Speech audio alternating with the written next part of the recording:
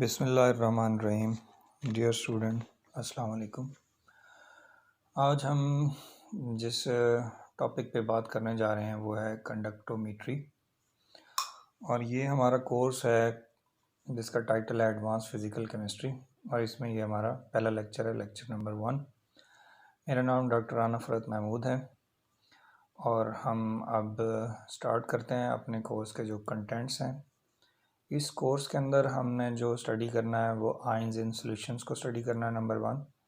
Number 2, हमने measurements of the conductance देखनी है कि कंडक्टेंस को कैसे मेजर किया जाता है।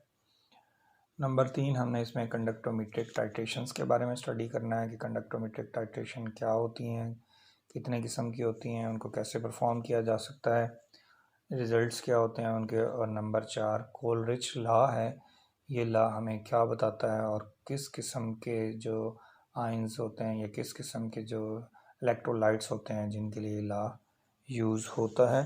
तो ये हम स्टडी करेंगे। अभी हम डिस्कस कर रहे थे, ये हमारी स्लाइड नंबर 2 और स्लाइड नंबर 3। नेक्स्ट हम फिर अभी जाते हैं स्लाइड नंबर 4 पे। बिस्मिल्लाहिर्रहमानिर्रहीम। डियर स्टूडेंट, अस्सलाम वालेकुम। आज हम जिस टॉपिक पे बात करने जा रहे हैं वो है कंडक्टोमीट्री, और ये हमारा कोर्स है जिसका टाइटल है एडवांस फिज़िकल केमिस्ट्री, और इसमें ये हमारा पहला लेक्चर है, लेक्चर नंबर 1। मेरा नाम डॉक्टर राना फ़रत महमूद है, और हम अब स्टार्ट करते हैं अपने कोर्स के जो कंटेंट्स हैं। इस कोर्स के अंदर हमने जो स्टडी करना है वो आयंस इन सॉल्यूशंस को स्टडी करना है, नंबर 1। नंबर 2, हमने मेजरमेंट्स ऑफ द कंडक्टेंस देखनी है कि कंडक्टेंस को कैसे मेजर किया जाता है। नंबर 3, हमने इसमें कंडक्टोमीट्रिक टाइट्रेशंस के बारे में स्टडी करना है कि कंडक्टोमीट्रिक टाइट्रेशन क्या होती हैं, कितने किस्म की होती हैं, उनको कैसे परफॉर्म किया जा सकता है, रिजल्ट्स क्या होते हैं उनके। और नंबर 4, कोलरिच लॉ है, ये लॉ हमें क्या बताता है और किस किस्म के जो आयंस होते हैं या किस किस्म के जो इलेक्ट्रोलाइट्स होते हैं जिनके लिए लॉ यूज़ होता है। तो ये हम स्टडी करेंगे। अभी हम डिस्कस कर रहे थे, ये हमारी स्लाइड नंबर 2 और स्लाइड नंबर 3। नेक्स्ट हम फिर अभी जाते हैं स्लाइड नंबर 4 पे। बिस्मिल्लाहिर्रहमानिर्रहीम। तो अब हम स्टार्ट करते हैं अपनी स्लाइड नंबर 4 को। स्लाइड नंबर 4 में हमें पढ़ना है इलेक्ट्रोलाइट्स के बारे में कि इलेक्ट्रोलाइट्स क्या होते हैं। तो electrolytes are the substances whose solution in water conduct electric current, यानी कि ऐसे सब्सटेंसेस जिनको अगर हम पानी में हल कर दें तो उसके बाद अगर उसमें से हम इलेक्ट्रिसिटी पास करेंगे तो इलेक्ट्रिसिटी उसमें से पास हो जाएगी। तो ऐसे कंपाउंड्स या सॉल्यूशंस या सब्सटेंसेस जिनमें से इलेक्ट्रिसिटी पास हो सकती है, उनको डिज़ोल्व करने के बाद उन कंपाउंड्स या सॉल्यूशंस, उन या सब्सटेंसेस को हम क्या कहते हैं, इलेक्ट्रोलाइट्स कहते हैं।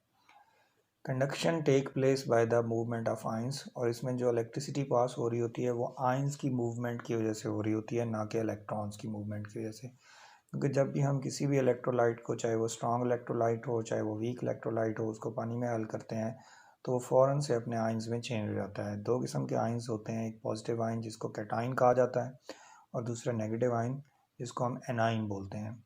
तो ये यहाँ पे सॉल्यूशंस के अंदर कैटाइन और एनाइन की मूवमेंट की वजह से ही कंडक्शन होती है। इलेक्ट्रिक करंट जो है उसमें से पास हो रहा होता है। और जो फिर हम देखते हैं कि इलेक्ट्रोलाइट्स भी हमारे पास दो किस्म के होते हैं। एक वो इलेक्ट्रोलाइट्स होते हैं जो कि स्ट्रॉन्ग होते हैं, जो कम्प्लीटली आयोनाइज हो जाते हैं अपने आयंस के अंदर जब उनको डिज़ोल्व किया जाता है। यानी कि अगर हम 10,000 फ़र्ज़ करें हम जो है सोडियम क्लोराइड के फार्मूला यूनिट्स लेंगे तो 10 के 10,000 मोस्टली जो हैं वो अपने आयंस में चेंज हो जाएंगे। लेकिन कुछ ऐसे इलेक्ट्रोलाइट्स होते हैं जो कि वीक इलेक्ट्रोलाइट्स हैं, अगर उनको हम पानी में डालेंगे तो अगर वो 10,000 हमारे पास मालिक्यूल्स होंगे, आयंस कंपाउंड होंगे, तो 10 के 10,000 डिसोसिएट नहीं होंगे। तो ऐसे सब्सटेंसेस जो कम्प्लीटली डिसोसिएट हो जाते हैं, 100% डिसोसिएट हो जाते हैं, उनको हम कहते हैं स्ट्रॉन्ग इलेक्ट्रोलाइट। और ऐसे कंपाउंड्स या सब्सटेंसेस जो 100% डिसोसिएट नहीं होते अपने आयंस के अंदर, उनको हम वीक इलेक्ट्रोलाइट बोलते हैं। और इन इलेक्ट्रोलाइट की जो कंडक्शन है वो आपको पता है कि आयंस की मूवमेंट की वजह से हो रही है।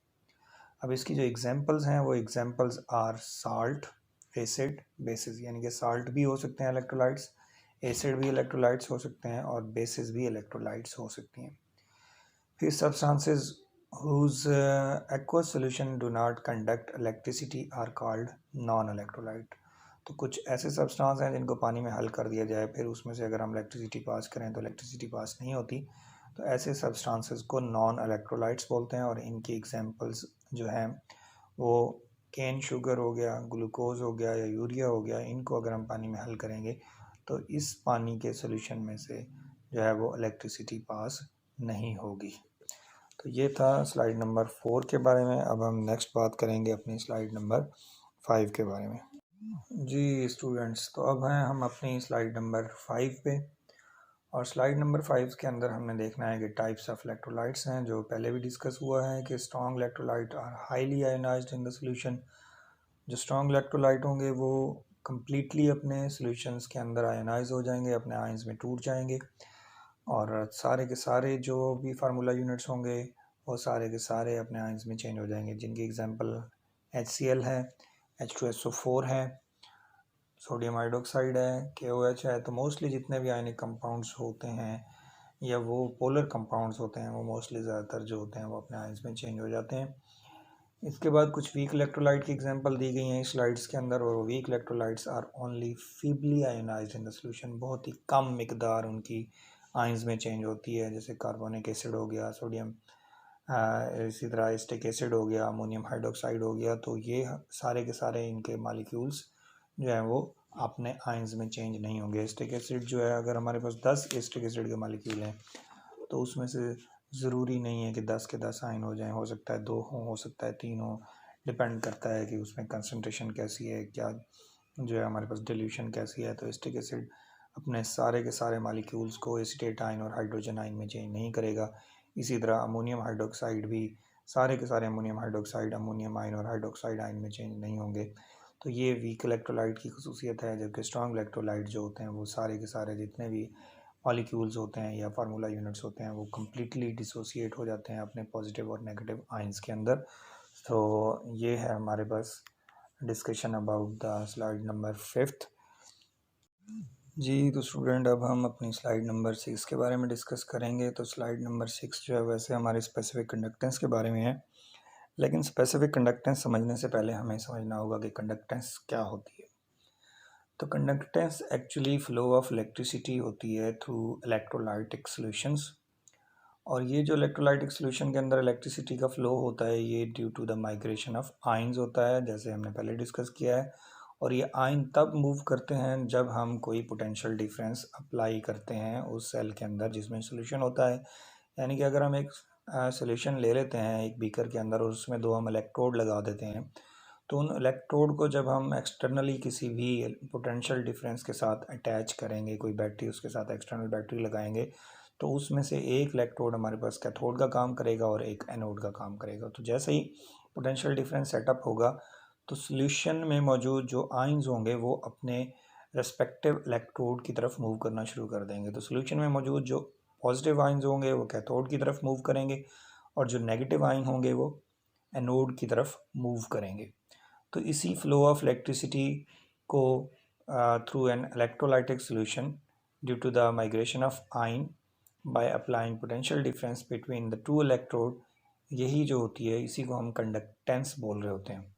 सो कंडक्टेंस क्या है? Conductance is actually the flow of electricity through the electrolytic solution due to the migration of ions by applying potential difference between two electrodes. अब इसमें जो इलेक्ट्रोड है वो कैथोड, जैसा कि बताया गया है कि वो पॉजिटिव जो आयंस होते हैं उनको अट्रैक्ट करता है, और जो एनोड होते हैं वो नेगेटिव आयंस या एनायंस को अपनी तरफ अट्रैक्ट कर रहे होते हैं। अब इसमें अगर हम देखें तो कंडक्टेंस जो होती है उसको डिफरेंट सिंबल से रिप्रेजेंट किया जा सकता है। कंडक्टेंस को कहीं पे G से रिप्रेजेंट किया गया है, कंडक्टेंस को कहीं पे C से रिप्रेजेंट किया गया है, डिनोट किया गया है, और कंडक्टेंस को कहीं पे जो है वो डेल्टा से रिप्रेजेंट किया गया है। तो डिफरेंट सिंबल इस्तेमाल होते हैं यहाँ पे। और अगर हम इसके प्रिंसिपल की बात करें तो प्रिंसिपल क्या है कि जो कंडक्टोमीट्री है या जो सब्जेक्ट है उसका जो प्रिंसिपल है is based on the principle of determination of changes in conductivity। तो कंडक्टिविटी में क्या चेंज आता है इसी को जो मैयर करने का जो डिटर्मिनेशन का जो मेथड है उसको हम कंडक्टोमीट्री बोल रहे होते हैं। तो ये जो कंडक्टेंस में जो चेंज आता है वो किस वजह से आता है? Change in conductance is due to the replacement of ions with each others, कि जब आइंस जो होते हैं वो एक दूसरे के साथ रिप्लेस हो रहे होते हैं। Ionic conductivity is different for different ions, और जो आयनिक कंडक्टिविटी है तो डिफरेंट आइंस की कंडक्टिविटी डिफरेंट होगी, यानी कि डिफरेंट आइंस मतलब सोडियम है, पोटाशियम है, रुबिडियम है, सीजियम है, इसी तरह नेगेटिव आइन है, तो उन सब की कंडक्टिविटी डिफरेंट होती है, सब की मूवमेंट जो होती है वो डिफरेंट होती है। हर आइंस एक ही टाइम में एक जगह से दूसरी जगह एक ही टाइम में मूव नहीं कर रहा होता, वो डिपेंड करता है उनके ऊपर चार्जेस पे, उनके साइज़ पे। तो ये कंडक्टिविटी हर आयन की क्या होती है? डिफरेंट होती है। तो ये तो हम देख रहे थे कि जी हमारी जो है वो एक्चुअली कंडक्टोमीट्री क्या है, मेजरमेंट होती है कंडक्टेंस की, जिस सब्जेक्ट में हम जिसको मेजर करने के लिए जो सब्जेक्ट पढ़ रहे होते हैं उसके अंदर जो कंडक्टेंस में चेंज आ रहा है उसको हम कंडक्टोमीट्री बोलते हैं। और फिर कंडक्टेंस क्या होती है? तो कंडक्टेंस जो होती है flow of electricity through electrolytic solution होती है, जिसमें जो आइंस होते हैं वो मूव कर रहे होते हैं सोल्यूशन में से अपने रिस्पेक्टिव इलेक्ट्रोड की तरफ। फिर हमने ये भी देखा कि कंडक्टेंस को हम मेजर करते हैं, डिनोट करते हैं कंडक्टेंस को हम जी से, लैम्डा से, या फिर हम सी से रिप्रेजेंट कर रहे होते हैं। तो अब हम आ जाते हैं अपने जो है टॉपिक स्पेसिफिक कंडक्टेंस की तरफ। तो स्पेसिफिक कंडक्टेंस जो है जी, तो स्पेसिफिक कंडक्टेंस जैसा कि हमने कहा इसको हम कंडक्टिविटी भी बोल रहे होते हैं। तो स्पेसिफिक कंडक्टेंस के अंदर जो वर्ड आया है स्पेसिफिक, तो उसका मतलब है कि हम कोई अमाउंट जो होती है सोल्यूशन की उसको स्पेसिफाई कर लेते हैं। कि हम कहते हैं कि अगर हमारे पास 1 ml सोल्यूशन है तो उस 1 ml सोल्यूशन में से कितना करंट पास हो सकता है, कितनी इलेक्ट्रिसिटी कंडक्ट हो सकती है, उसी को हम क्या कहेंगे? उसका स्पेसिफिक कंडक्टेंस बोलेंगे। जैसा कि यहाँ पे लिखा हुआ है कि कंडक्टिविटी और specific conductance of an electrolyte solution is a measure of its ability to conduct electricity, कि उस सोल्यूशन के अंदर जितना वॉल्यूम है तो वो वॉल्यूम उसका कितनी इलेक्ट्रिसिटी को कंडक्ट कर सकता है, उसको हम कहेंगे उसकी स्पेसिफिक कंडक्टेंस। स्पेसिफिक कंडक्टेंस किसके इक्वल होती है? इसको हम के से रिप्रेजेंट करते हैं स्पेसिफिक कंडक्टेंस को, जिसको कप्पा भी बोला जाता है, या हम इसको के कह सकते हैं। तो के इक्वल होता है 1/रो के, और रो इसमें क्या है? रो है रेजिस्टिविटी। रेजिस्टिविटी एक्चुअली कंडक्टेंस जो होती है, जैसे कंडक्टेंस का इन्वर्स रेजिस्टेंस होता है, इसी तरह स्पेसिफिक कंडक्टेंस का जो इन्वर्स है वो रेजिस्टिविटी है। स्पेसिफिक कंडक्टेंस या स्पेसिफिक कंडक्टिविटी का जो उलट होता है या रेसिप्रोकल होता है वो रेजिस्टिविटी होता है। और रेजिस्टिविटी जैसा कि हमें पता है कि इसके इक्वल होती है A/L इंटू आर। ए क्या है? सरफेस एरिया है, और एल क्या है? लेंथ है। तो ये जो सरफेस एरिया या लेंथ जो होता है, तो रो या रेजिस्टिविटी सरफेस एरिया के डायरेक्टली प्रोपोर्शनल और लेंथ के इन्वर्सली प्रोपोर्शनल होती है। और इसको जब हम मल्टीप्लाई करते हैं रेजिस्टेंस के साथ तो हम A/L इंटू आर करेंगे तो हमारे पास रेजिस्टिविटी आएगी। अगर हम इसका इन्वर्स ले लें तो इसका इन्वर्स क्या होगा? इसका इन्वर्स होगा L/A/R। तो K जो है वो रेजिस्टिविटी का हमारे पास इन्वर्स है। तो फिर या फिर स्पेसिफिक रेजिस्टेंस जो है वो K का इन्वर्स है, तो K हमारे पास आंसर आता है कि K जो है वो इक्वल होगा L/A इंटू कंडक्टेंस। तो L/A को हम कह सकते हैं कि ये हमारे पास एक सेल कांस्टेंट भी है, यानी कि अगर हमने कंडक्टेंस मेजर कर ली है तो कंडक्टेंस एक्चुअली इक्वल होती है C=, या G=K इंटू A/L। तो इसी तरह अगर हम फिर कंडक्टेंस मेजर करते हैं तो उसमें A/L की बजाय L/A कर देते हैं, तो K जो इक्वल होता है L/A इंटू कंडक्टेंस। तो फिर हम देखते हैं कि L/A क्या है? एक सेल कांस्टेंट है। सेल कांस्टेंट यानी कि जितने भी इलेक्ट्रिसिटी हमारे पास सेल होते हैं उनके ऊपर सेल कांस्टेंट लिखा होता है, सेल कांस्टेंट की वैल्यू लिखी होती है। और सेल कांस्टेंट की जो वैल्यू होती है वो डिपेंड कर रही होती है कि जो इलेक्ट्रोड हैं उनके दरमियान डिस्टेंस L कितना है और उन इलेक्ट्रोड का सरफेस एरिया कितना है। तो ये इनकी रेशियो को लेके L/A जो कि सेल कांस्टेंट है ये मेंशन कर दिया जाता है सेल पे, जो कि ये बताता है हमें बताता है कि जी सेल के जो इलेक्ट्रोड हैं उनका सरफेस एरिया कितना है और उन सेल के दरमियान आपस में जो एक दूसरे से वो कितना दूर हैं और उनका डिस्टेंस कितना है, तो वो सेल कांस्टेंट एक्सप्लेन कर रहा होता है। अगर हम इस स्पेसिफिक कंडक्टिविटी की यूनिट्स की बात करेंगे तो स्पेसिफिक कंडक्टेंस की यूनिट जो होती है वो उसको सीमेंस इनवर्स बोला जाता है। सीमेंस इनवर्स इसको हम यूनिट देंगे जो कि स्पेसिफिक कंडक्टिविटी है। तो ये था हमारे स्लाइड नंबर 6 के बारे में। अब हम चलते हैं अपनी नेक्स्ट स्लाइड पे, स्लाइड नंबर 7 पे। जी तो स्टूडेंट, अब हम बात करते हैं अपनी स्लाइड नंबर 7 के बारे में, जो कि है मोलर कंडक्टेंस के बारे में। लेकिन थोड़ा सा अगर हम स्लाइड नंबर 6 पे दोबारा से जाएं तो उसमें जो फार्मूला लिखा हुआ है कि K is equal to L/A into conductance, इसका मतलब है कि स्पेसिफिक कंडक्टेंस जो है वो कंडक्टेंस के इक्वल हो सकती है जब जब क्या होगा, जब हमारे दरमियान दो इलेक्ट्रोड के दरमियान जो डिस्टेंस है वो 1 सेंटीमीटर का हो और उनका जो एरिया है वो 1 सेंटीमीटर स्क्वायर हो। क्रॉस सेक्शनल एरिया इलेक्ट्रोड का 1 सेंटीमीटर स्क्वायर और जो डिस्टेंस है बिटवीन द इलेक्ट्रोड वो 1 सेंटीमीटर हो। या अगर हम इसको ऐसा यूनिट में लेंगे तो फिर दो इलेक्ट्रोड के दरमियान जो दो इलेक्ट्रोड के दरमियान जो डिस्टेंस है वो 1 मीटर हो और उनका जो क्रॉस सेक्शनल एरिया है वो 1 मीटर स्क्वायर हो। तो फिर ऐसे सॉल्यूशन की जो कंडक्टेंस है उसको हम उसकी स्पेसिफिक कंडक्टेंस बोलेंगे, यानी कि जो उसकी कंडक्टेंस होगी वही उसकी स्पेसिफिक कंडक्टेंस होगी, क्योंकि इसमें हमने स्पेसिफाई कर दिया है कि एक तो उसका जो हमारे पास जो सॉल्यूशन है उसका वॉल्यूम स्पेसिफाई हो गया है कि वो हमारे पास 1 ml होगा, या फिर हम उसको 1 सेंटीमीटर क्यूब के बजाय 1 डेसीमीटर क्यूब करेंगे तो 1 लीटर कर लेंगे।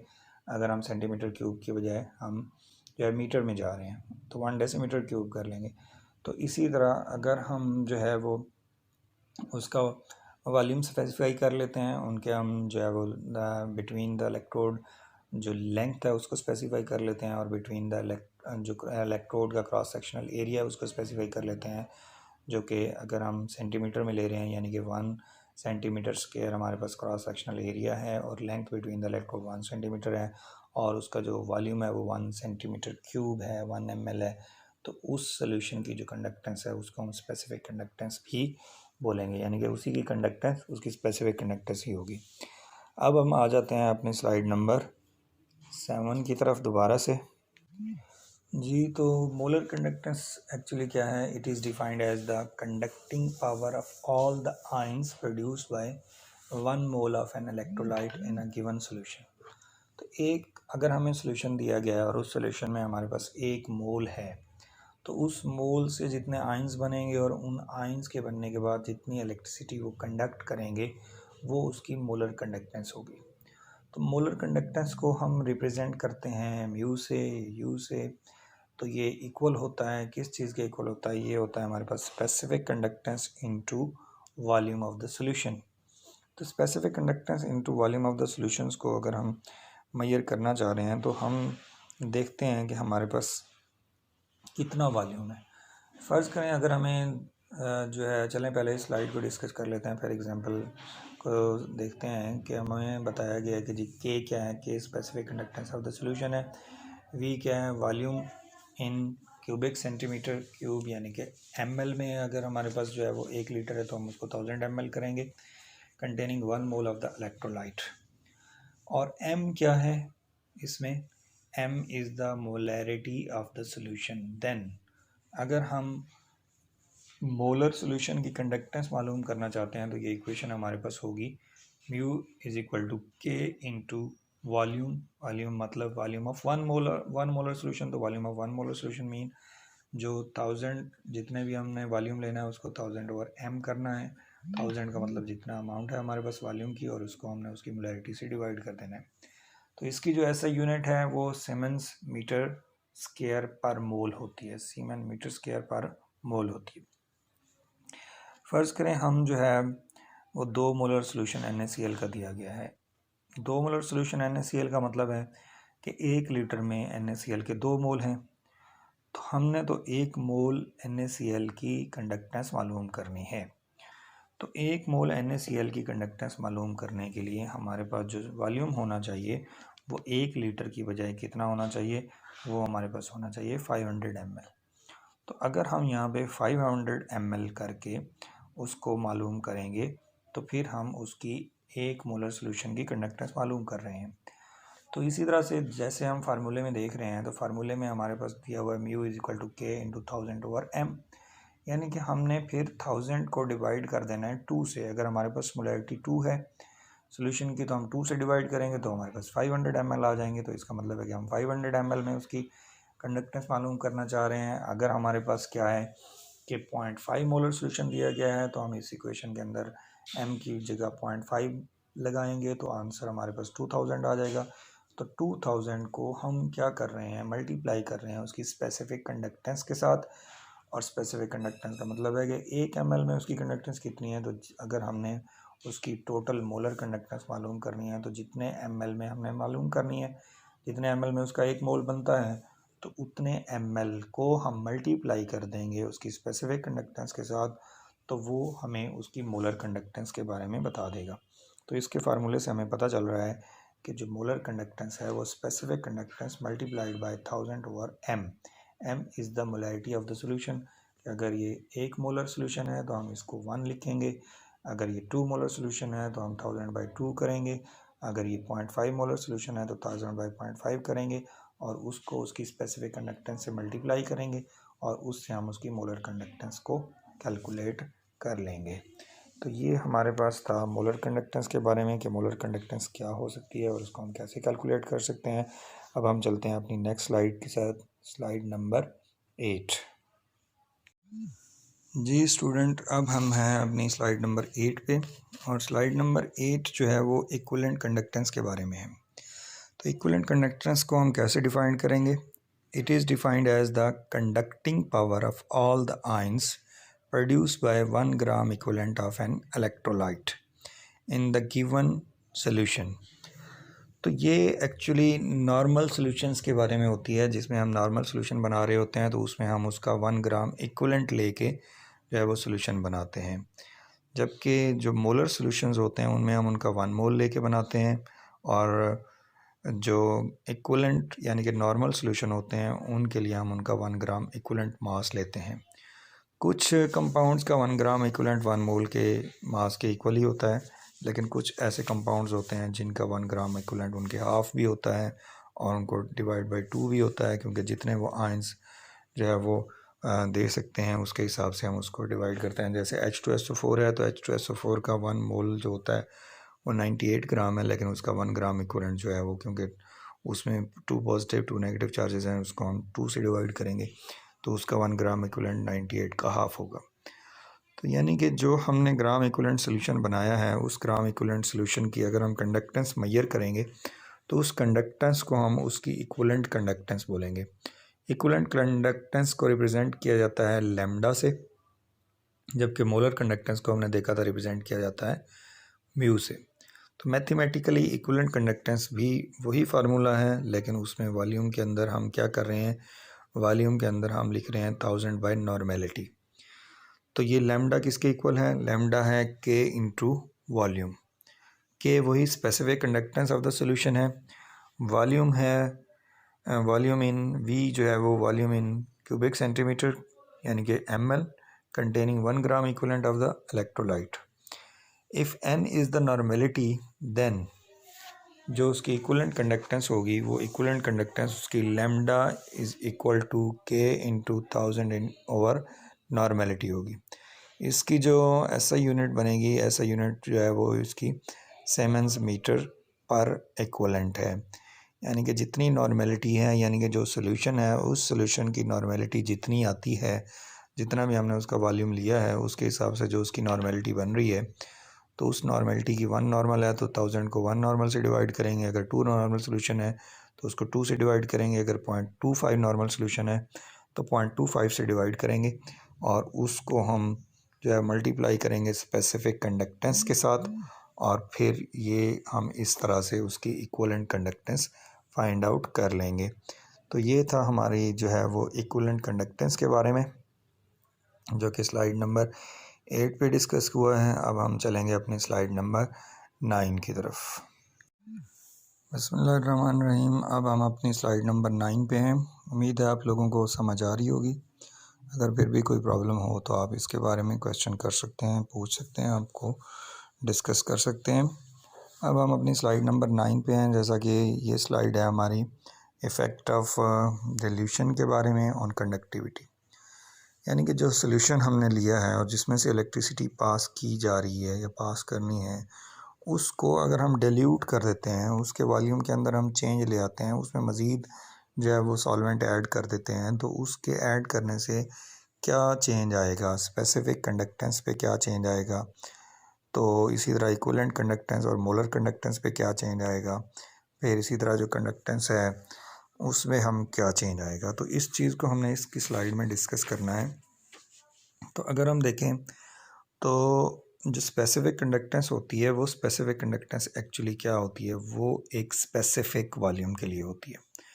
फ़र्ज़ करें अगर हम 1 ml लेकर उसकी कंडक्टेंस मालूम कर रहे हैं, तो फिर अगर हम उसमें आयंस हमने डाले हुए हैं और उसमें फ़र्ज़ करें पहले हमारे पास क्या थे, 1 ml में 4 आयन थे, या हमने 2 ml ले लिया था और 2 ml में हमारे पास क्या थे, 8 आयन थे। तो 2 ml में अगर 8 आयन है, तो क्योंकि स्पेसिफिक कंडक्टेंस 1 ml की जो होगी वो होगी, तो 1 ml में अगर हम देखेंगे तो उसमें कितने आयन होंगे, 2 ml में 8 हैं तो 1 ml में 4 आयन होंगे। फिर उस 1 ml में जो 4 आयन की वजह से जो कंडक्टेंस आ रही थी, उसमें अगर हम फर्दर उसको डिल्यूट कर देते हैं, हम उसको पहले जो था हमारे पास 2 ml में 8 आयन थे और हम उसमें मज़ीद 2 ml वाटर ऐड कर दें, तो फिर क्या हो जाएगा, 4 ml हो जाएगा। तो 4 ml में भी आयंस की तादाद उतनी ही रहेगी जो कि 8 है। तो अगर 4 ml में आयंस की तादाद 8 है, तो फिर 1 ml में आयंस की तादाद कितनी हो जाएगी, 2 हो जाएगी।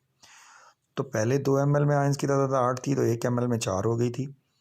अब क्या है कि 4 ml में अगर आयंस की तादाद 8 है, तो 1 ml में आयंस की तादाद कितनी हो जाएगी, 2 हो जाएगी। तो इसका मतलब है कि number of ions per unit volume decrease हो गए हैं। जब number of ions per unit volume decrease हो जाएंगे, तो फिर उसकी वजह से उसकी स्पेसिफिक कंडक्टेंस जो है वो भी कम हो जाएगी।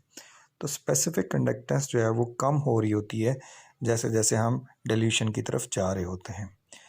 जबकि अगर हम बात करते हैं मोलर कंडक्टेंस की, या जो है वो हम इक्विवेलेंट कंडक्टेंस की बात कर रहे होते हैं, तो उसमें उन केसेस के अंदर जो डिल्यूशन होती है वो उनकी कंडक्टेंस को बढ़ा देती है। Equivalent and molar conductance both increase with dilution and reaches a maximum value.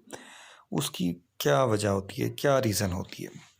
उसकी रीज़न ये होती है कि जब हम उसको डिल्यूट करते हैं, तो डिल्यूट करने से वॉल्यूम के अंदर इंक्रीज़ आता है। जब वॉल्यूम के अंदर इंक्रीज़ आता है, तो फिर हमारे पास जो उनके मूव करने के लिए जो हिंड्रेंस है, जो आपस में इंटरफेरेंस थी आयंस की, वो कम हो जाती है। जब आयंस की आपस में हिंड्रेंस या मूवमेंट जो है वो आपस में टकराव कम हो जाएगा, हिंड्रेंस कम हो जाएगी, इंटरफेरेंस कम हो जाएगी, तो वो बहुत ही जल्दी जो है वो मूव करेंगे अपने रिस्पेक्टिव इलेक्ट्रोड्स की तरफ। तो पर यूनिट टाइम जो उनकी मूवमेंट है वो क्योंकि बढ़ जाएगी, तो वह जल्दी से जल्दी पहुंचेंगे, तो कंडक्टेंस भी क्या हो जाएगी, बढ़ जाएगी। तो एक वजह हिंड्रेंस का कम हो जाना है डिल्यूशन के बढ़ने से, डिल्यूशन के बढ़ाने से। दूसरी वजह आयनिक मोबिलिटी का बढ़ जाना है कि आयनिक मोबिलिटी जो होती है वो आयंस जल्दी मूव करते हैं, वो उनको दरमियान में हिंड्रेंस पेश नहीं आती, इंटरफेरेंस पेश नहीं आती, इसलिए आयनिक मोबिलिटी बढ़ जाती है। फिर कंडक्टेंस जो है वो भी इंक्रीज़ हो जाती है। अब यहाँ पे दो किस्म के हम बात कर सकते हैं कि दो किस्म के हमारे पास क्योंकि इलेक्ट्रोलाइट्स होते हैं, एक वीक इलेक्ट्रोलाइट्स होते हैं, एक स्ट्रॉन्ग इलेक्ट्रोलाइट होते हैं। तो वीक इलेक्ट्रोलाइट की कंडक्टेंस जो है वो डिल्यूशन से उसमें चेंज आता है, लेकिन इतना ज़्यादा चेंज स्ट्रॉन्ग इलेक्ट्रोलाइट की बात करते हैं, सॉरी। तो स्ट्रॉन्ग इलेक्ट्रोलाइट के केस में अगर हम डिल्यूट करते हैं तो कंडक्टेंस में चेंज आता है, लेकिन इतना ज़्यादा चेंज नहीं आता। जैसा कि हम देख रहे हैं कि ग्राफ जो हमें बताया गया है, उस ग्राफ में लेफ़्ट साइड पे हमने मोलर कंडक्टेंस ली है और राइट साइड पे हमने एक्स एक्सिस पे कंसंट्रेशन ली है। तो राइट साइड पे कंडक्टेंस कंसंट्रेशन बढ़ रही है, और अगर हम लेफ़्ट साइड पे जाएंगे तो इसका मतलब है कंसंट्रेशन कम होगी, तो जो है वो उसकी डिल्यूशन बढ़ेगी। तो लेफ़्ट अगर हम जाते हैं ऑन एक्स एक्सिस पे, तो एक्स एक्सिस पे लेफ़्ट जाते हुए KCl की लाइन जो है वो ऊपर की तरफ मूव कर रही है, जो कि वाई एक्सिस को जाके टच कर रही है। तो KCl की जो लाइन है उसमें आप देखें तो थोड़ा सा लेफ़्ट साइड पे जाते हुए इंक्रीज़ आ रहा है, मतलब कि जब हमने सॉल्यूशन को डिल्यूट कर दिया है, उसकी कंसंट्रेशन को कम कर दिया है, तो KCl जो कि स्ट्रॉन्ग इलेक्ट्रोलाइट है उसके अंदर कंडक्टेंस या मोलर कंडक्टेंस बढ़ गई है, लेकिन इतनी ज़्यादा नहीं बढ़ी है, और वो जाके वाई एक्सिस को जहाँ पे टच कर रही है वो उसकी मैक्सिमम डिल्यूशन है। उसको हम उसकी मैक्सिमम डिल्यूशन भी कहते हैं, उसको हम उसकी जो है वो ज़ीरो कंसंट्रेशन भी बोल रहे होते हैं, उसको हम उसकी लिमिटिंग मोलर कंडक्टेंस भी बोल रहे होते हैं, या molar conductance at zero concentration भी उसको बोला जाता है। तो maximum conductance at infinite dilution, limiting molar conductance या molar conductance at zero concentration, ये सारी की सारी होती हैं स्ट्रॉन्ग इलेक्ट्रोलाइट के केस में। जब हम देखते हैं कि अगर हम किसी चीज़ को डिल्यूट करेंगे ऐसे सॉल्यूशंस को जो कि स्ट्रॉन्ग इलेक्ट्रोलाइट का सॉल्यूशन है, तो उसमें कंडक्टेंस में इंक्रीज़ आएगा, लेकिन इतना ज़्यादा इंक्रीज़ नहीं आता क्योंकि वो पहले ही ऑलरेडी जो है वो अपने आयंस में चेंज हो चुका होता है। सिर्फ चेंज आता है आयनिक मोबिलिटी में, और सिर्फ चेंज आता है उसकी हिंड्रेंस में। हिंड्रेंस कम हो जाती है, आयनिक मोबिलिटी बढ़ जाती है, तो कंडक्टेंस बढ़ती है थोड़ी सी। लेकिन in case of weak electrolyte जब हम देखते हैं तो जैसा कि एस्टिक एसिड है, तो एस्टिक एसिड की अगर हम देखें तो जो दूसरी जो है वो कर्व हमारे पास वो वीक इलेक्ट्रोलाइट एस्टिक एसिड की है। तो जब हम लेफ़्ट मूव करेंगे, यानी कंसंट्रेशन को अगर हम कम करेंगे तो डिल्यूशन को बढ़ाएंगे, तो शुरू में इसकी मोलर कंडक्टेंस बहुत कम है, फिर जैसे जैसे डिल्यूट करते जा रहे हैं तो इसकी मोलर कंडक्टेंस बढ़ती जा रही है। अब इसकी कर्व में एकदम से काफ़ी ज़्यादा इंक्रीज़ आ जाता है जब हम बहुत ज़्यादा डिल्यूट सॉल्यूशन की तरफ चले जाते हैं। तो ये हमें बताता है, जैसा हमने पढ़ा है ओस्टवाल्ड डिल्यूशन लॉ में, कि हम अगर वीक इलेक्ट्रोलाइट के सॉल्यूशन को बहुत ज़्यादा डिल्यूट करते जाते हैं तो वो अपने आयंस में और भी ज़्यादा टूटना शुरू हो जाता है, तो और भी ज़्यादा अपने आयंस में चेंज होना शुरू हो जाता है। तो एस्टिक एसिड से स्टेट आयन और हाइड्रोजन आयन ज़्यादा बनना शुरू हो जाएंगे, जिसके नतीजे में कंडक्टेंस एकदम से इंक्रीज़ आना शुरू हो जाएगा उसके अंदर, और वो कर्व हमें वाई एक्सिस के पैरेलल होती नज़र आ रही है। और हम इसमें देख रहे हैं कि जो एक्स एक्सिस से मूव करते करते वाई एक्सिस की तरफ जब हम जा रहे हैं तो कर्व ऊपर की तरफ जाना शुरू हो गया और वो अब पैरेलल हो रही है। तो ये ऐसे ही आगे जाके और भी ज़्यादा पैरेलल हो जाती है, हमें ये कहीं पे टच करती हुई नज़र नहीं आती, बहुत ही कहीं करीब करीब। तो इसका मतलब है कि अगर ये हमें कहीं वाई एक्सिस पे टच नहीं करेगी तो हम इसकी एग्जैक्ट जो मैक्सिमम कंडक्टेंस है वो मेजर नहीं कर सकते। तो इसीलिए हमने इसके लिए एक लॉ जो है वो पढ़ना है जो डिस्कस करेगा कि वीक इलेक्ट्रोलाइट्स की कंडक्टेंस हम किस तरह से मेजर कर सकते हैं, क्योंकि अगर ये कहीं पे वाई एक्सिस को टच करती तो वो जो पॉइंट था वाई एक्सिस पे वो उसकी मैक्सिमम मोलर कंडक्टेंस होती, या उसकी वो molar conductance at infinite dilution होती, या फिर हम उसको molar conductance at zero concentration बोलते। लेकिन जबकि ये कर्व जो है वो वाई एक्सिस के पैरेलल हो जाती है और बहुत ही आगे जाके बहुत ही इनफाइनाइट डिल्यूशन पे जाके हो सकता है कहीं पे टच करे, तो इतना ज़्यादा डिल्यूट सॉल्यूशन हम नहीं बना सकते कि जिसमें हमें हज़ारों जो है वो लीटर पानी उसमें ऐड करना पड़े और फिर जाके ये जाके हमें कहीं पे वाई एक्सिस पे टच करे। तो इसके लिए हमने एक लॉ है जो पढ़ना है, जो हमें बताएगा कि हम कैसे किसी वीक इलेक्ट्रोलाइट की मोलर कंडक्टेंस को या इक्विवेलेंट कंडक्टेंस को कैलकुलेट कर सकते हैं। तो वो नेक्स्ट हमारे पास जो स्लाइड्स आ रही हैं उनमें हमने स्टडी करना है। तो ये था हमारी स्लाइड नंबर 9 के बारे में। अब हम स्टडी करेंगे अपनी नेक्स्ट स्लाइड को, जो कि स्लाइड नंबर 10 है। बिस्मिल्लाहिर्रहमानिर्रहीम। जी स्टूडेंट्स, अब हम अपनी स्लाइड नंबर 10 पे हैं, जो कि हमें स्टडी करना है इसमें कोलरिज लॉ को। कोलरिज लॉ क्या है? ये है हमारे पास लिमिटिंग मोलर कंडक्टेंस, यानी कि इनफाइनाइट डिल्यूशन पे जो कंडक्टेंस होती है उसको हम उसकी लिमिटिंग मोलर कंडक्टेंस भी बोल रहे होते हैं। Limiting molar conductivity of an electrolyte can be represented by the sum of individual contribution of the ions and cations, anions and cations of the electrolytes. इनके जो भी इलेक्ट्रोलाइट है, जैसा कि आप फ़र्ज़ करें हम कहते हैं NaCl है, तो NaCl की टोटल जो लिमिटिंग मोलर कंडक्टेंस होगी एट इनफाइनाइट डिल्यूशन, वो हम कैसे मालूम करेंगे? वो हम मालूम करेंगे सोडियम आयंस की मोलर कंडक्टेंस कितनी है और क्लोराइड आयन की मोलर कंडक्टेंस कितनी है, उनकी मोलर कंडक्टेंस को ऐड करेंगे तो टोटल हम सोडियम क्लोराइड की मोलर कंडक्टेंस को कैलकुलेट कर सकते हैं। So lambda A and lambda C are known as ionic conductance of anion and cation. A for anions and lambda C के अंदर जो सी लिखा हुआ है that is mentioning for cations respectively. A for anions are known as ionic conductance of anion and cation at infinite dilution respectively. अब अगर हम अपनी अगली स्लाइड पे मूव करते हैं तो स्लाइड नंबर हमें 10 जो है उसको तो हमने देख लिया, कोलरिच लॉ के बारे में है। तो कोलरिच लॉ एक्चुअली ये हमें बताता है कि हम वीक इलेक्ट्रोलाइट की मोलर कंडक्टेंस कैसे मालूम कर सकते हैं। यानी कि वीक इलेक्ट्रोलाइट अगर एसिटिक एसिड है तो एसिटिक एसिड में जो हमारे पास एसीटेट आइन है और हाइड्रोजन आइन है ये क्योंकि कम्प्लीटली डिसोसिएट नहीं हो पाते, तो उसके लिए फिर हमें क्या करना होता है कि हम एसिटेट आइंस में हमने कुछ ऐसी चीज़ों की मोलर कंडक्टेंस लेनी है जो हमें पता होती है। यानी कि उसके लिए हमने दो अलग से स्ट्रॉन्ग इलेक्ट्रोलाइट लेने होते हैं। उन स्ट्रॉन्ग इलेक्ट्रोलाइट को हमने फिर ऐड करना होता है उस इक्वेशन में और उसमें से हमने माइनस कर देना होता है वो आयन जो कि कॉमन होते हैं। तो बाकी ऐसे माइनस करना होता है कि हमारे पास एसिटेट आयन और हाइड्रोजन आयन ही बच जाएं। तो एसिटेट आयन और हाइड्रोजन आयन आपस में मिलकर एसिटिक एसिड बनाएंगे। तो फिर हम उस तरह से एसिटिक एसिड की टोटल मोलर कंडक्टेंस जो है वो एट इनफाइनाइट डिल्यूशन मालूम कर लेते हैं। तो अगर हम नेक्स्ट स्लाइड पे जाते हैं तो फिर देखते हैं कि नेक्स्ट स्लाइड में हमारे पास क्या लिखा हुआ है।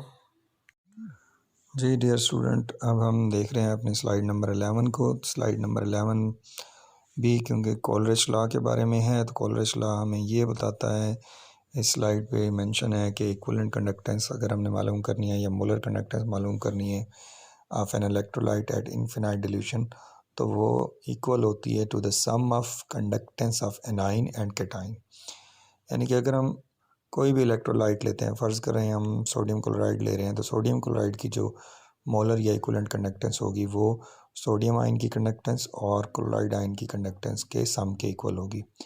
अगर हम किसी भी नमक को पानी में हल करते हैं तो उसकी कंडक्टिविटी हम कैसे मेजर कर सकते हैं? हम उसकी कंडक्टिविटी मेजर करने के लिए उनके आयंस की जो कंडक्टेंस है उनका सम ले लेते हैं और इस तरह से हम उसकी टोटल की कंडक्टिविटी मालूम कर लेते हैं।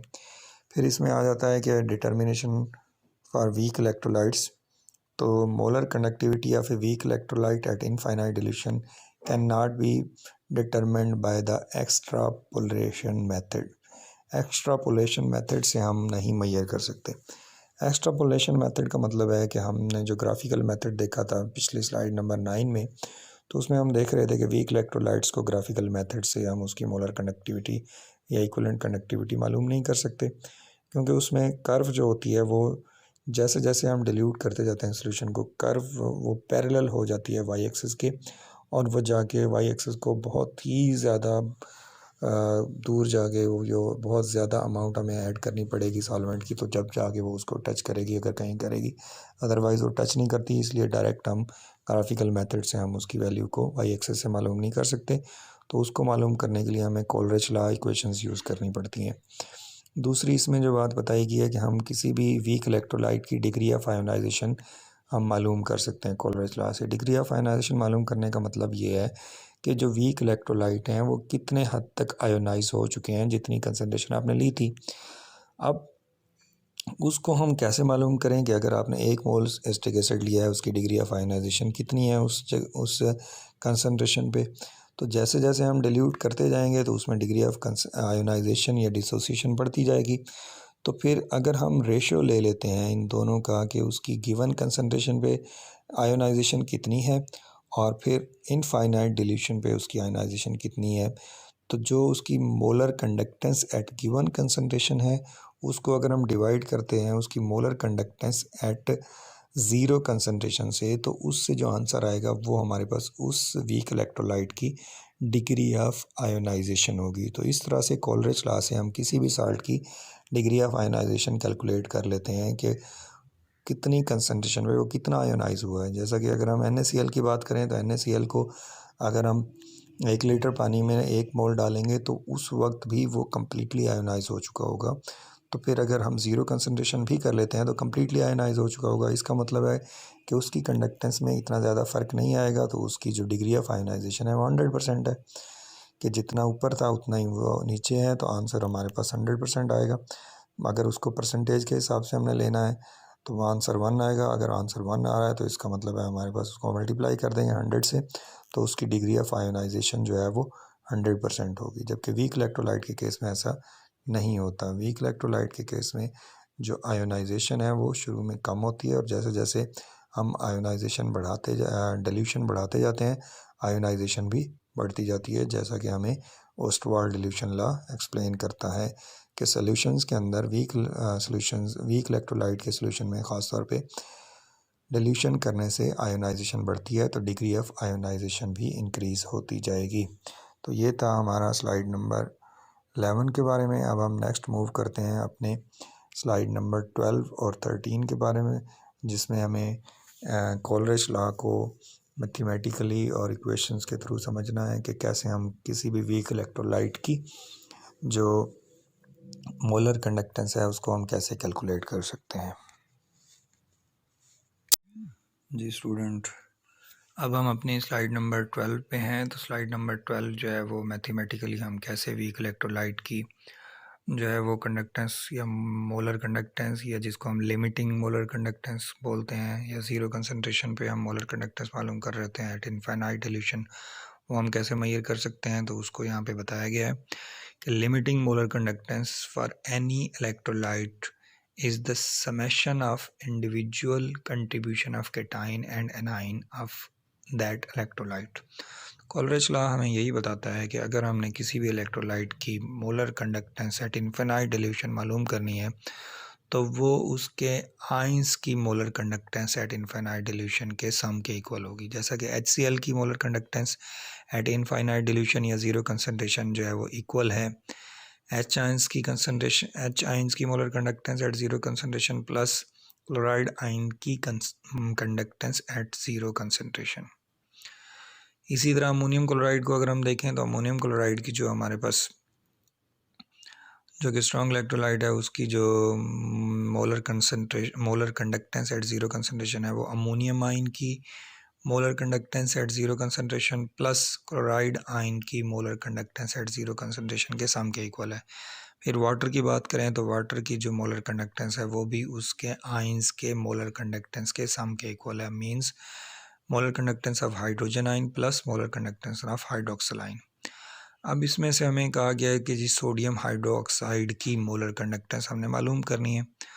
तो हम क्या करेंगे, तो सोडियम हाइड्रोक्साइड की मोलर कंडक्टेंस मालूम करने के लिए अगर हम इक्वेशन नंबर 2 में से इक्वेशन नंबर माइनस करें 1 और उसमें हम ऐड कर दें इक्वेशन नंबर 3, तो इस तरह से हम क्या कर सकते हैं, अमोनियम हाइड्रोक्साइड जो कि एक वीक इलेक्ट्रोलाइट है उसकी मोलर कंडक्टेंस मालूम कर सकते हैं, जो कि आगे राइट साइड पे सॉल्व किया गया है। कि अगर हम देखते हैं कि इन इक्वेशंस में से इक्वेशन नंबर 2 में से 1 को माइनस करते हैं और उसमें 3 को ऐड करते हैं तो हमारे पास अमोनियम हाइड्रोक्साइड बचता है, और अमोनियम हाइड्रोक्साइड में अमोनियम आयन की मोलर कंडक्टेंस और हाइड्रोक्साइड की मोलर कंडक्टेंस आ जाएगी, और इस तरह से हम क्या कर लेंगे, अमोनियम हाइड्रोक्साइड की जो है वो जो कि वीक इलेक्ट्रोलाइट है उसको मैथमेटिकली उसकी मोलर कंडक्टेंस मालूम कर लेंगे। आगे इक्वेशन दी गई है उसमें हमने मालूम करना है जी एसिटिक एसिड की मोलर कंडक्टेंस। एसिटिक एसिड क्योंकि एक वीक इलेक्ट्रोलाइट है तो एसिटिक एसिड जब डिसोसिएट होगा तो वो अपने स्टेट आयन में और वो अपने हाइड्रोजन आयन में चेंज हो जाएगा। तो जो हमारे पास एसिटिक एसिड की जो इक्वेशन आती है वो इक्वेशन हमारे पास क्या है कि एसिटिक एसिड की जो मोलर कंडक्टेंस है वो इक्वल होगी हाइड्रोजन आयन की molar conductance plus acetate ion की मोलर कंडक्टेंस। अब हमने क्या करना है कि हम कहते हैं कि जी हमारे पास एसिटिक एसिड की हम ज़ीरो कंसंट्रेशन पे मोलर कंडक्टेंस मालूम करने, तो उसके लिए हमने क्या करना है कि जैसे हमारे पास है एसिटेट आयन, तो एसिटेट आयन के साथ हमने कोई ऐसा स्ट्रॉन्ग इलेक्ट्रोलाइट लेना है कि जिसमें एसिटेट आयन भी हो और कोई उसमें साथ में कोई पॉजिटिव आयन हो। इसी तरह एसिटिक एसिड में क्योंकि हाइड्रोजन आयन है तो हाइड्रोजन के हिसाब से भी हमने कोई ऐसा स्ट्रॉन्ग इलेक्ट्रोलाइट लेना है कि जिसमें हमारे पास क्या हो, कि हाइड्रोजन आयन भी हो और साथ में कोई नेगेटिव आयन हो। तो हाइड्रोजन के हिसाब से हम ले लेते हैं HCl और स्टेट आयन के हिसाब से हम ले लेते हैं सोडियम एसीटेट। तो सोडियम एसीटेट और HCl में हमने देखा है कि दो आयन्स एक्स्ट्रा आ गए हैं। तो वो दो आयन कौन से एक्स्ट्रा आ गए हैं?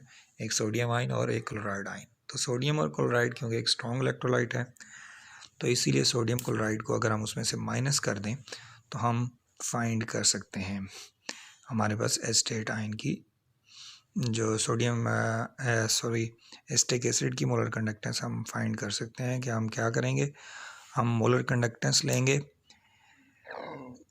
HCl की, हम मोलर कंडक्टेंस लेंगे, उसमें ऐड करेंगे सोडियम एसीटेट की और उसमें से हम माइनस करेंगे NaCl की मोलर कंडक्टेंस। यानी कि इक्वेशन 2 प्लस इक्वेशन 3 करके उसमें से अगर हम इक्वेशन 1 माइनस करते हैं तो हमारे पास जो आंसर आएगा वो बचेगा हाइड्रोजन आयन की कंसंट्रेशन और एस्टेट आयन की कंसंट्रेशन, इन दोनों को ऐड करें तो वो हमारे पास बचेगा, वो इक्वल होगा हमारे पास एस्टेट आयन की कंसंट्रेशन के। तो इस तरह हम देख रहे हैं कि अगर हम इक्वेशन नंबर 2 को ऐड कर रहे हैं जो कि HCl की मोलर कंडक्टेंस है, प्लस उसमें हम ऐड कर रहे हैं सोडियम एसीटेट की मोलर कंडक्टेंस जो कि हम इजीली ग्राफिकल मेथड से मालूम कर सकते हैं, ये दोनों स्ट्रॉन्ग इलेक्ट्रोलाइट हैं, और इसमें से हम माइनस कर रहे हैं सोडियम क्लोराइड की मोलर कंडक्टेंस, तो बाकी हमारे पास हाइड्रोजन आयन और एस्टेट आयन की मोलर कंडक्टेंस बचेगी और वो इक्वल होगी एसिटिक एसिड की मोलर कंडक्टेंस के, जो कि आप यहाँ पे कैलकुलेट कर सकते हैं। तो ये हमारे पास जो था स्लाइड नंबर 11 और 12 दोनों के बारे में है, जो दोनों आप स्लाइड नंबर 11 और 12 पे देख सकते हैं। बिस्मिल्लाहिर्रहमानिर्रहीम। जी स्टूडेंट, अब हम स्लाइड नंबर 13 पे हैं और स्लाइड नंबर 13 की एक्सप्लेनेशन भी मैंने स्लाइड नंबर 12 के साथ ही दे दी है, तो आप जो है वहाँ से सुन सकते हैं और साथ में स्लाइड नंबर 13 को देख सकते हैं।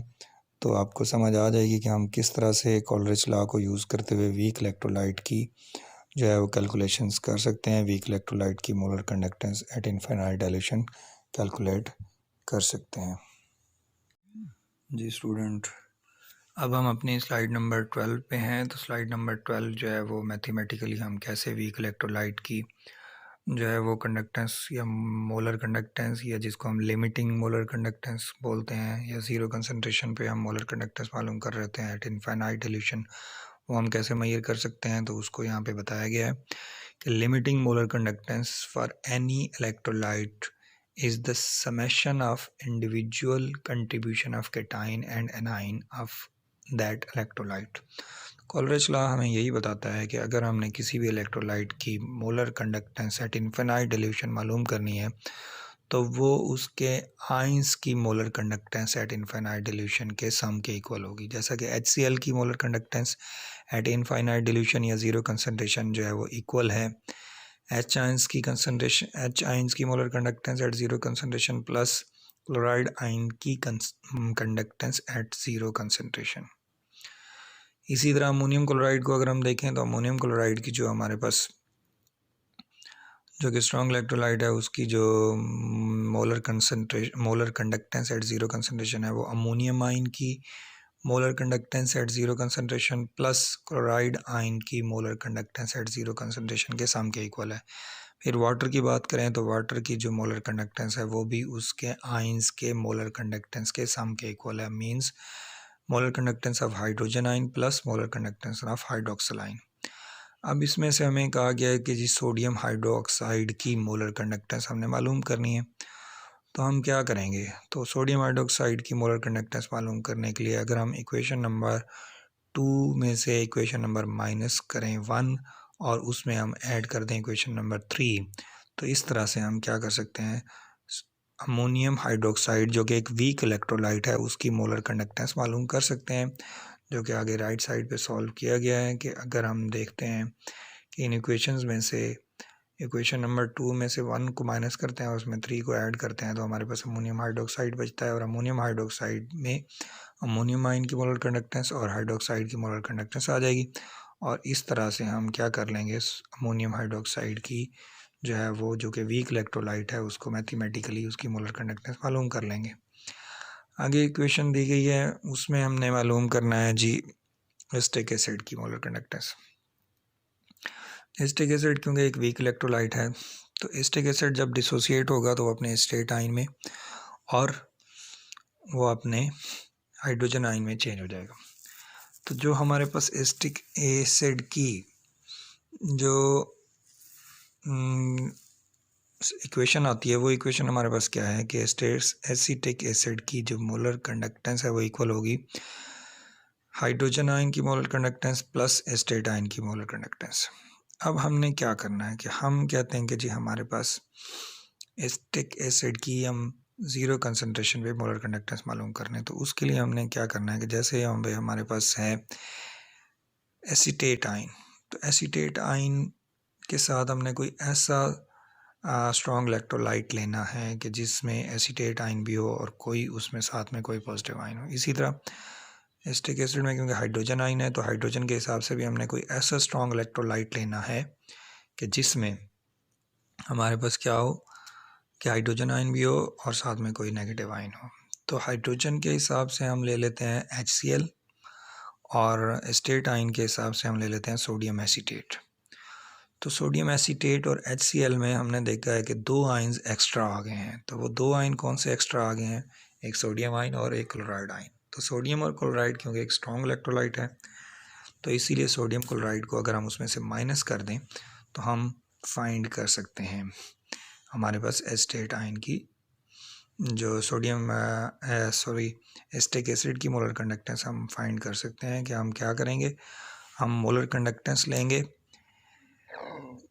HCl की, हम मोलर कंडक्टेंस लेंगे, उसमें ऐड करेंगे सोडियम एसीटेट की और उसमें से हम माइनस करेंगे NaCl की मोलर कंडक्टेंस, यानी कि इक्वेशन 2 प्लस इक्वेशन 3 करके उसमें से अगर हम इक्वेशन 1 माइनस करते हैं तो हमारे पास जो आंसर आएगा वो बचेगा हाइड्रोजन आयन की कंसंट्रेशन और एस्टेट आयन की कंसंट्रेशन, इन दोनों को ऐड करें तो वो हमारे पास बचेगा, वो इक्वल होगा हमारे पास एस्टेट आयन की कंसंट्रेशन के। तो इस तरह हम देख रहे हैं कि अगर हम इक्वेशन नंबर 2 को ऐड कर रहे हैं जो कि HCl की मोलर कंडक्टेंस है, प्लस उसमें हम ऐड कर रहे हैं सोडियम एसीटेट की मोलर कंडक्टेंस जो कि हम इजीली ग्राफिकल मेथड से मालूम कर सकते हैं, ये दोनों स्ट्रॉन्ग इलेक्ट्रोलाइट हैं, और इसमें से हम माइनस कर रहे हैं सोडियम क्लोराइड की मोलर कंडक्टेंस, तो बाकी हमारे पास हाइड्रोजन आयन और एस्टेट आयन की मोलर कंडक्टेंस बचेगी और वो इक्वल होगी एसिटिक एसिड की मोलर कंडक्टेंस के, जो कि आप यहाँ पे कैलकुलेट कर सकते हैं। तो ये हमारे पास जो था स्लाइड नंबर 11 और 12 दोनों के बारे में है, जो दोनों आप स्लाइड नंबर 11 और 12 पे देख सकते हैं।